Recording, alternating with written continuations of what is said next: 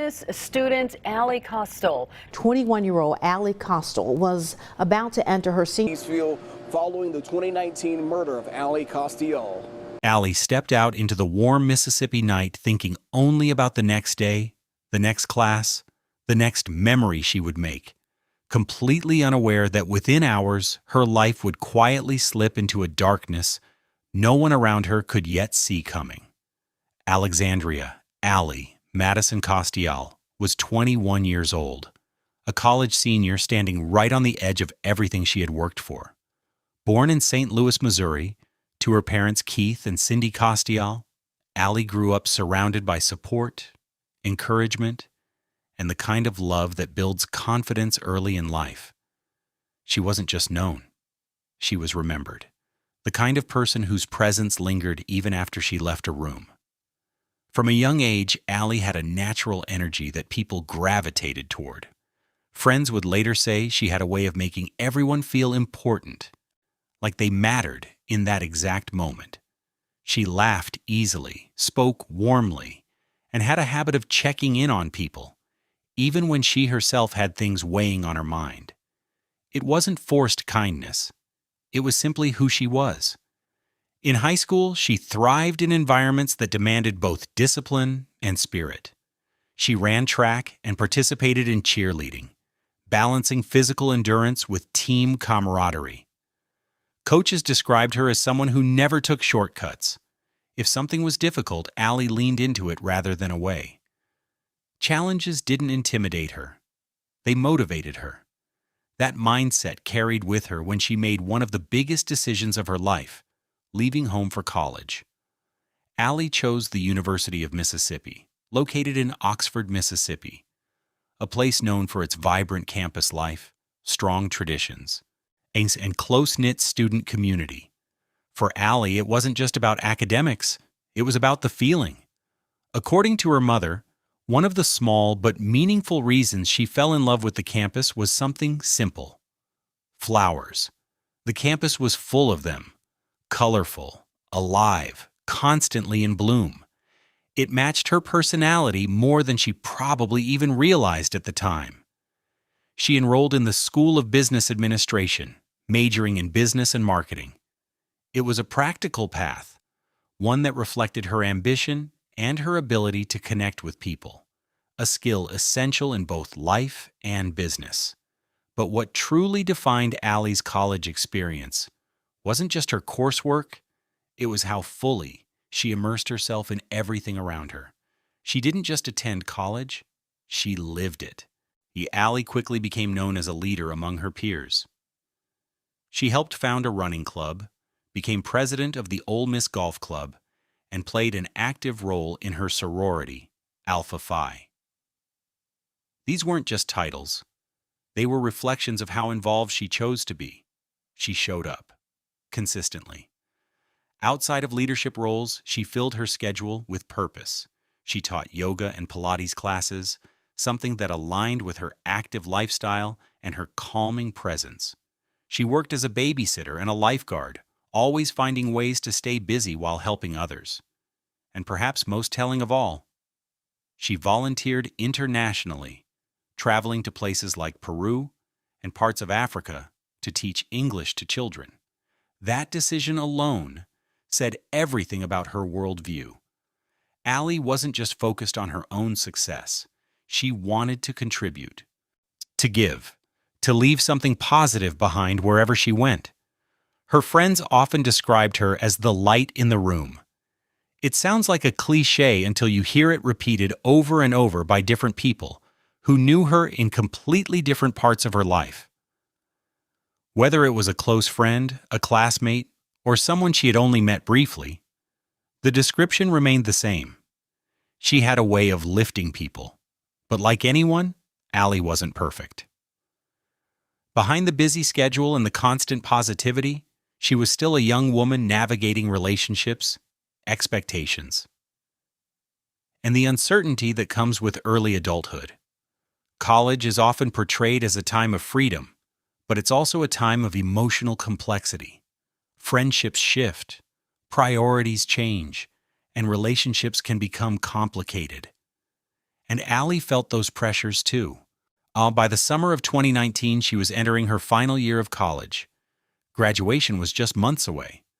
While many students chose to return home for the summer, Allie decided to stay in Mississippi and take additional classes. It was a decision that reflected her work ethic, always pushing forward, always building towards something. In early July, her parents came to visit her at her apartment in Oxford. It was by all accounts a normal, happy visit. They spent time together shopping, picking out beach-themed decorations for her room, small touches that made her space feel more like home. Allie asked them to stay an extra day.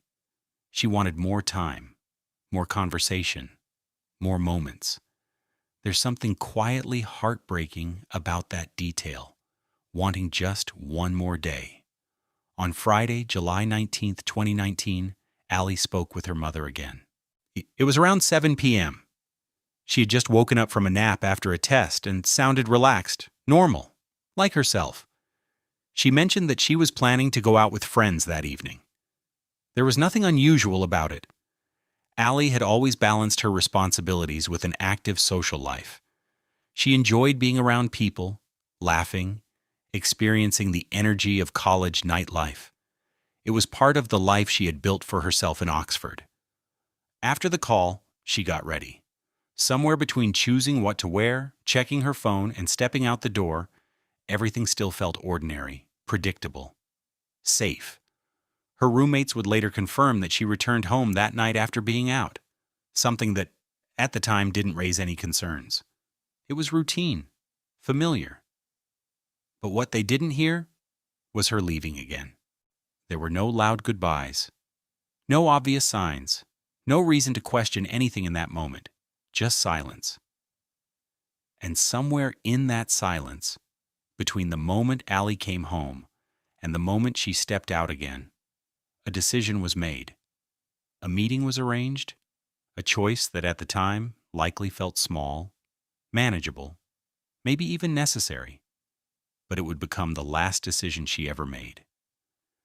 And as the quiet Mississippi night stretched on, the world around her remained completely unaware that Allie was walking towards someone who had already begun moving in her direction. In a town where familiarity creates a sense of safety, the most dangerous people are often the ones who don't look dangerous at all. Brandon Thiesfeld was, on the surface, exactly what you would expect to find in a place like Oxford, Mississippi. A college student. Well-dressed, social when he wanted to be, quiet when he didn't. He came from Texas, raised in what many described as a stable, financially comfortable household. His father was a physician, a detail that to some suggested structure, opportunity, and privilege. There was no obvious warning label attached to him, no long criminal record, no history of violent arrests, nothing that would make a stranger immediately step back. And that's what made him difficult to understand, because people who knew him, really knew him, described something more complicated beneath the surface. Brandon could be charming, engaging, even likable. But that version of him wasn't consistent. According to friends and classmates, there was another side, one that surfaced unpredictably, a side that could be cold, dismissive, he can at times emotionally aggressive. It wasn't always visible in public, but in private, it became harder to ignore. Those who lived around him, including roommates, later described behavior that raised quiet concerns long before anything tragic happened. He could be controlling in conversations, quick to belittle others, especially women. There were moments where his tone shifted, where something darker seemed to flicker through, not enough to spark intervention, but enough to leave people uneasy. His relationships in particular reflected this instability. And that's where Allie enters his story. Brandon and Allie had met years earlier, around 2016, both attending the University of Mississippi. What started as a connection between two students eventually turned into something far more complicated. An on-again, a off-again relationship that stretched across multiple years. From the outside, it didn't always look serious. But for Allie, it mattered. Friends would later explain that she cared deeply about him, more deeply than he seemed to care about her. She wanted clarity, stability, something real. Brandon, on the other hand, appeared to keep her at a distance, pulling her in and pushing her away without warning. One moment he could be attentive, the next completely absent, blocking her, ignoring messages, then returning as if nothing had happened. It created a cycle that was emotionally exhausting. People close to Allie noticed the effect it had on her.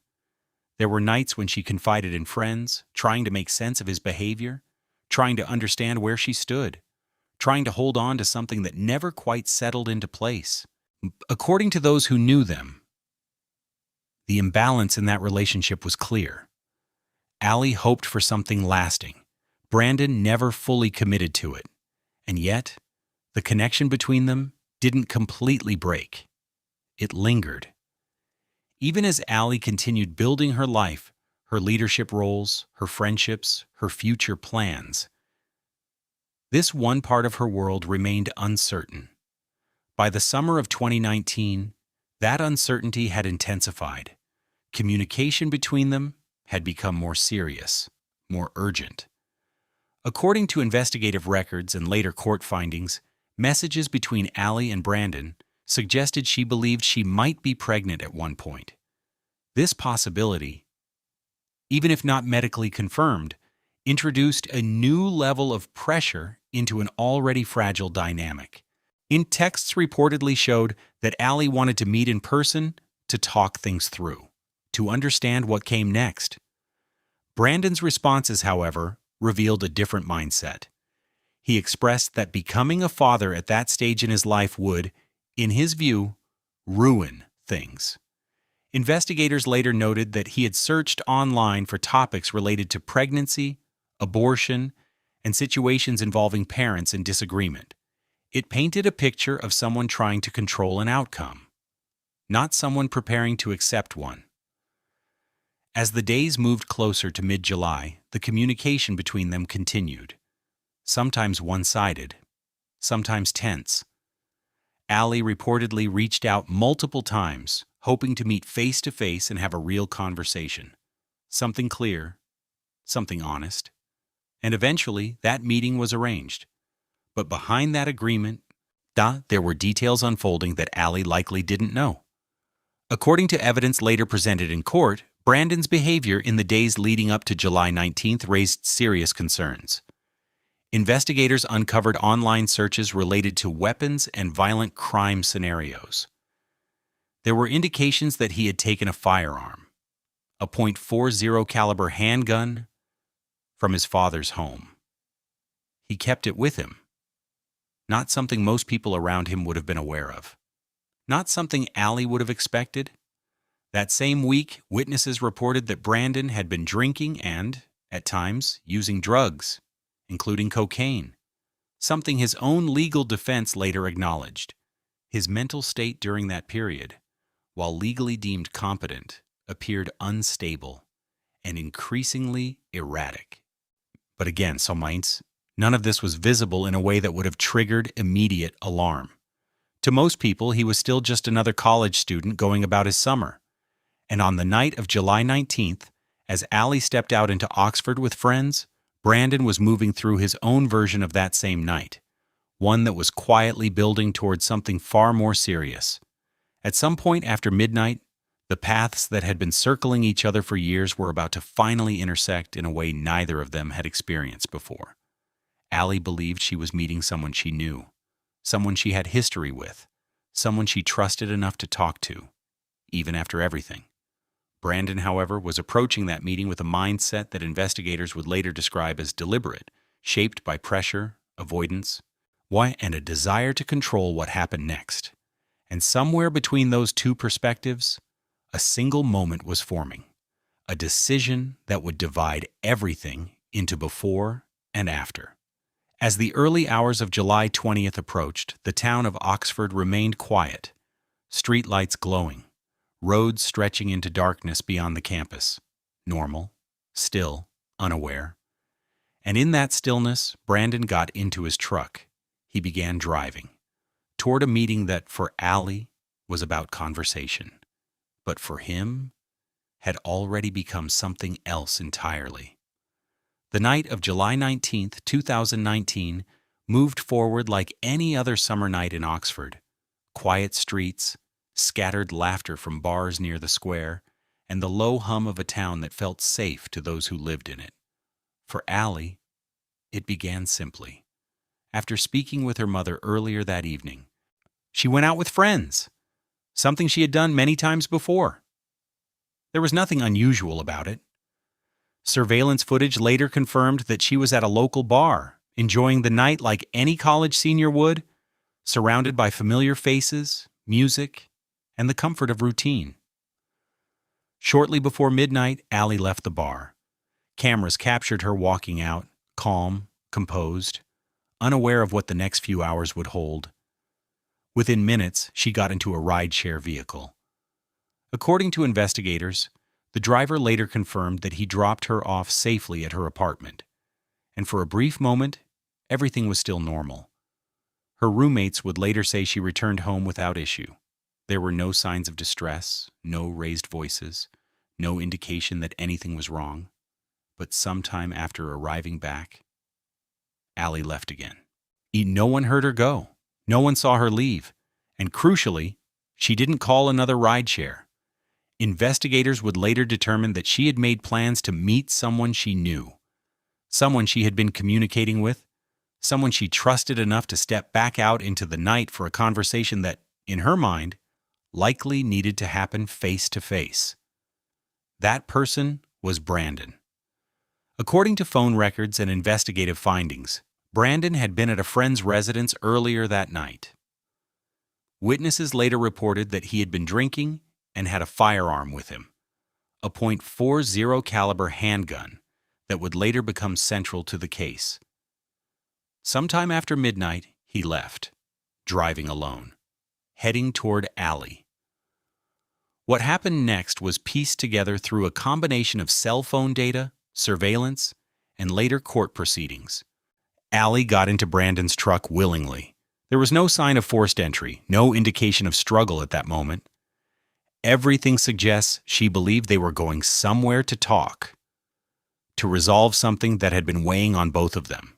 Instead of staying within the populated areas of Oxford, Brandon drove out of town, away from street lights, away from traffic, away from anything that resembled safety.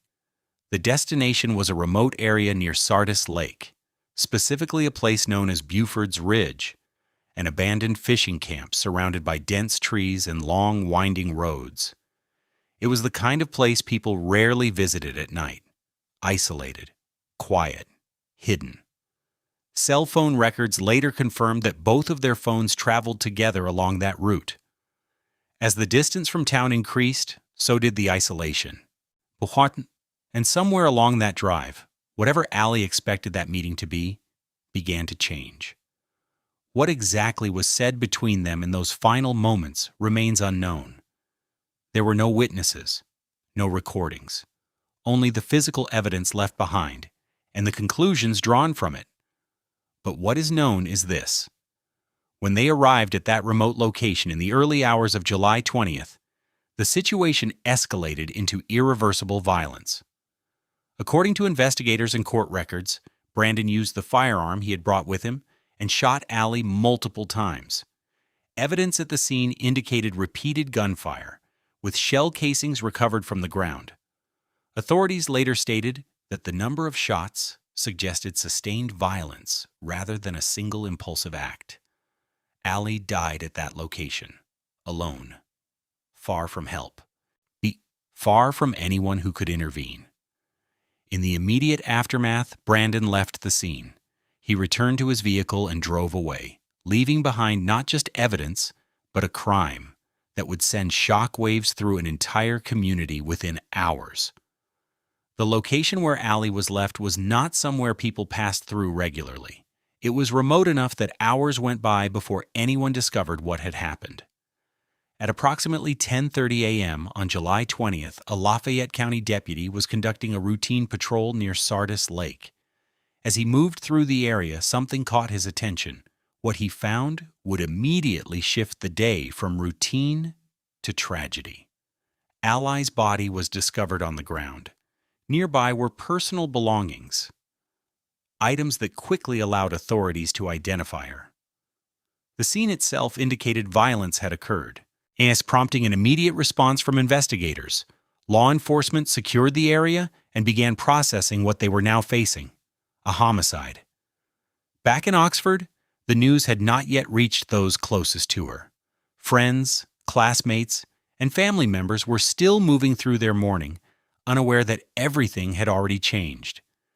Investigators worked quickly. Using the identification found at the scene, they began contacting individuals connected to Allie. Starting with her roommate. Calls were made.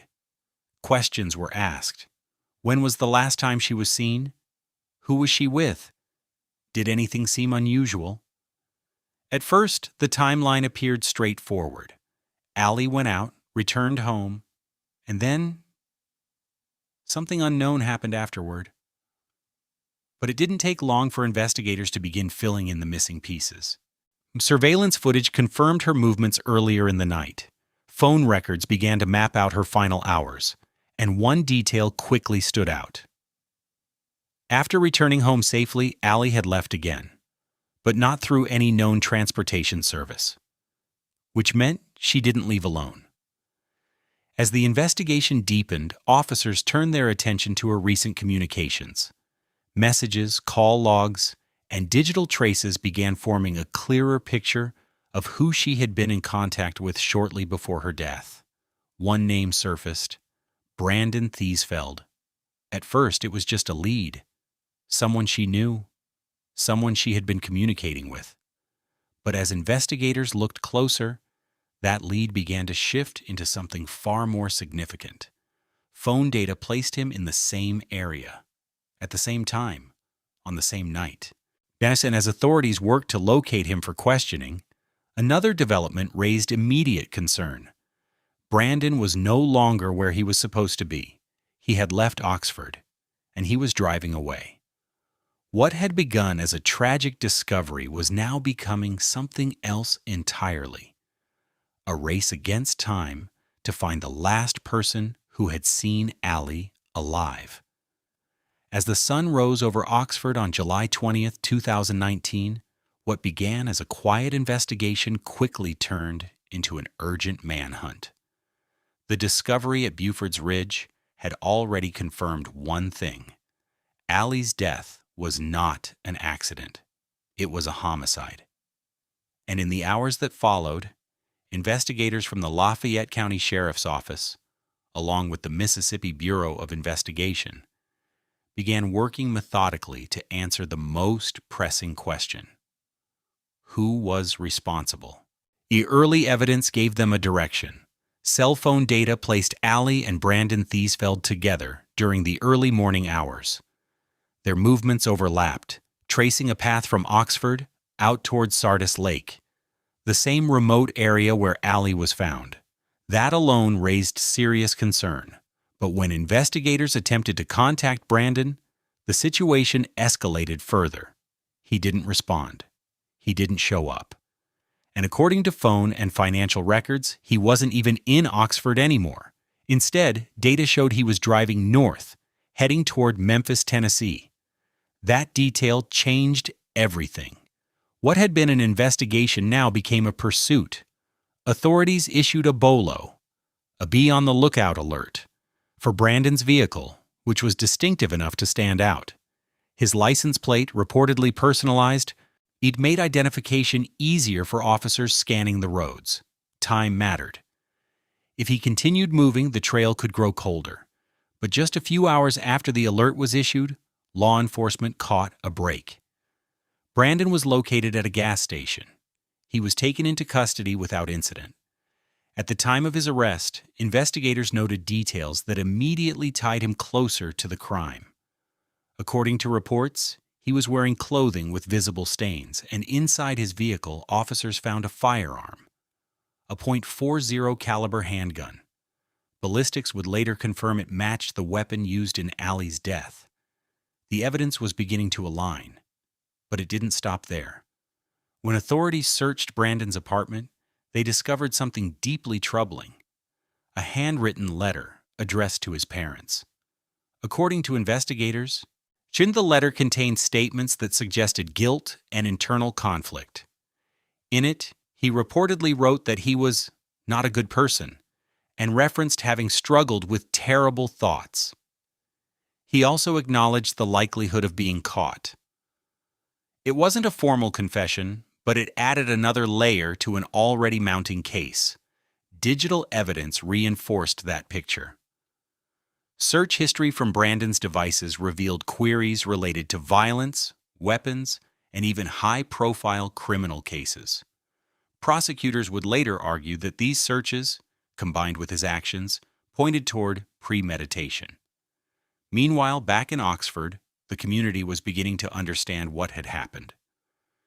News spread quickly across campus. Students who had walked the same paths as Allie, attended the same classes, shared the same spaces, were now grappling with a reality that felt impossible to process. Vigils began forming. Flowers appeared. Messages of grief and disbelief filled social media. Allie wasn't just a name in a headline. She was someone people knew. Someone they laughed with, studied with, looked up to. And now, she was gone. As investigators continued building their case, more details emerged about the relationship between Allie and Brandon.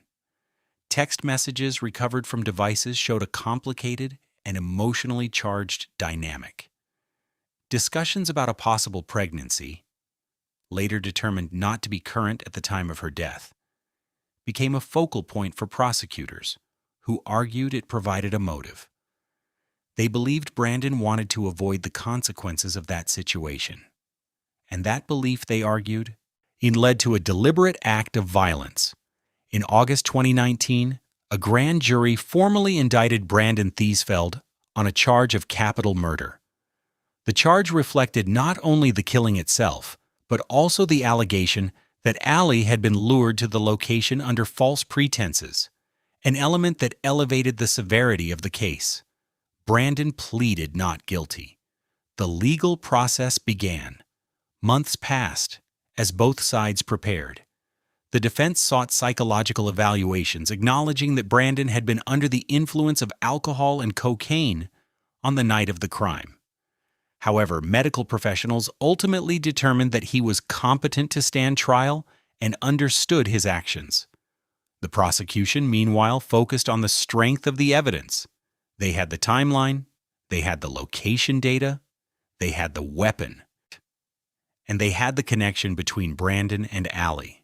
It was a case that, on paper, appeared overwhelming, but justice is rarely immediate. Delays, including those caused by the global COVID-19 pandemic, pushed proceedings further into the future, extending the period of uncertainty for Allie's family and everyone affected by the case. Then, in August 2021, nearly 2 years after Allie's death, the case reached a turning point. Brandon Thiesfeld changed his plea. He pleaded guilty to first-degree murder. The decision meant that a full trial would not take place, and that the death penalty, which had been a possibility under the original capital murder charge, would no longer be pursued. Instead, the focus shifted to sentencing. In court, Brandon addressed Allie's family.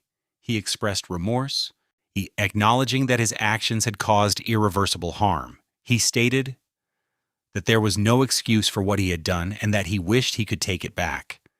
For Allie's family, those words came after 2 years of unimaginable loss. No statement could undo what had happened. No apology could restore what was taken. When the sentence was delivered, the courtroom fell into a heavy silence. Brandon Thiesfeld was sentenced to life in prison. According to court records, he would be eligible for conditional release later in life, but the sentence ensured that he would spend decades behind bars. For some, it brought a measure of closure. For others, it raised questions about whether any sentence could ever truly reflect the weight of what had been lost. Allie's family, who had traveled from St. Louis to Mississippi throughout the legal process, faced that moment together. They had endured the investigation, the hearings, the waiting, and now the finality of a verdict. Outside the courtroom, the community that once knew Allie as a vibrant, energetic presence was left to reconcile two realities: the memory of who she was and the permanence of what had happened to her. But even as the legal chapter closed, another question remained. How do you move forward after something like this?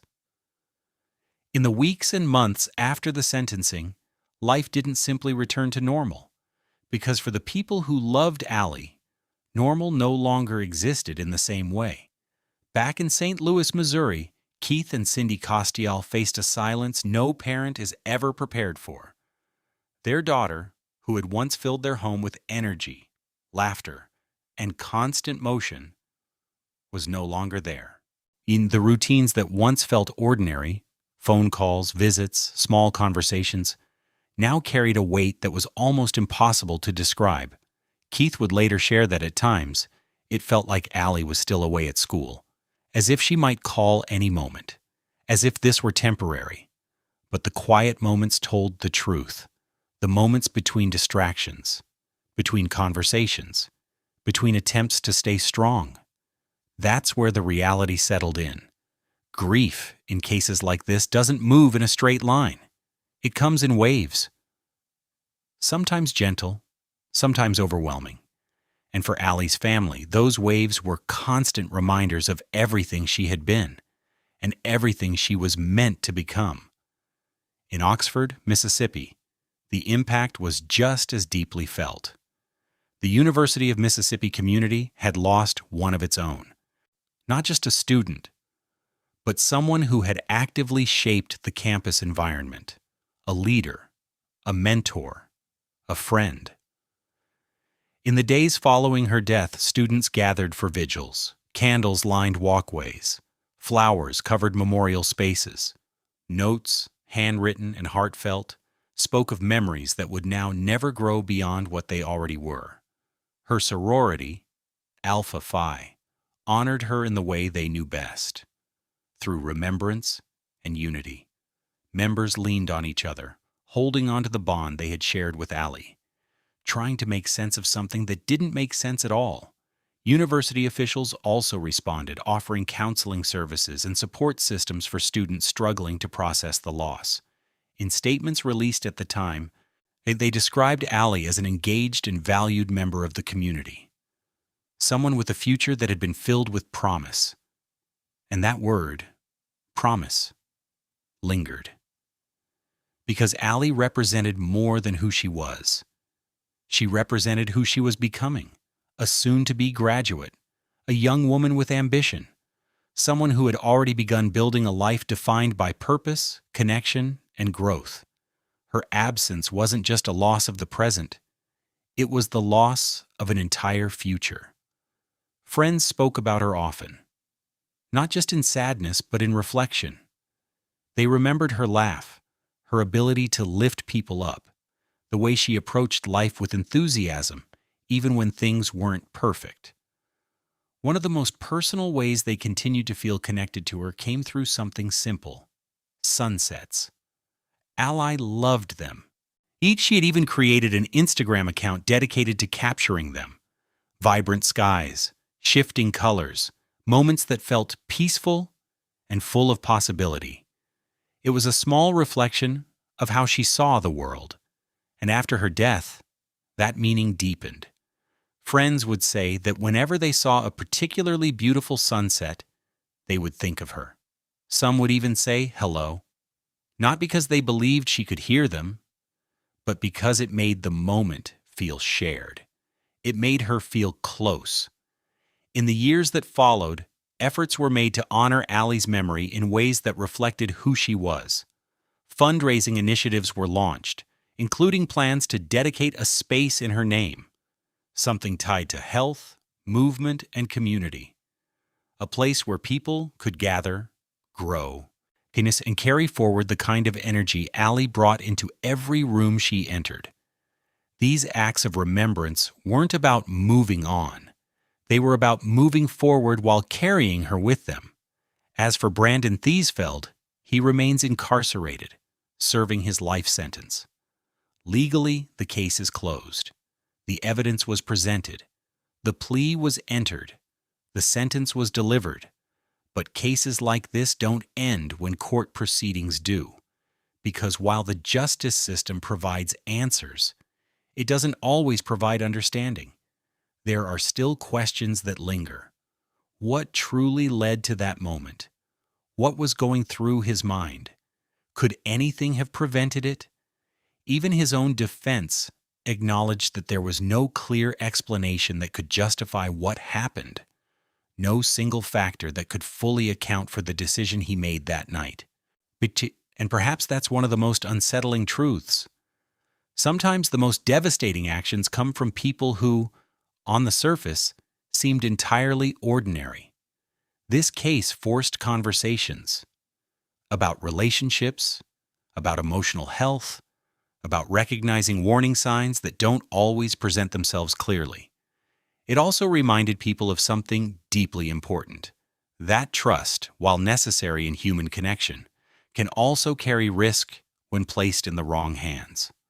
But beyond all of that, beyond the investigation, the trial, the headlines, there is one thing that remains unchanged. Ally's life mattered, not because of how it ended, but because of how it was lived.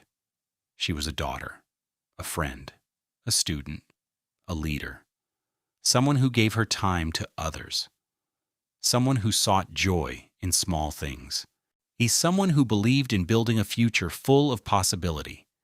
And even now, years later, the impact she had continues to ripple outward through the people who knew her, the spaces she touched, and the memories that refuse to fade.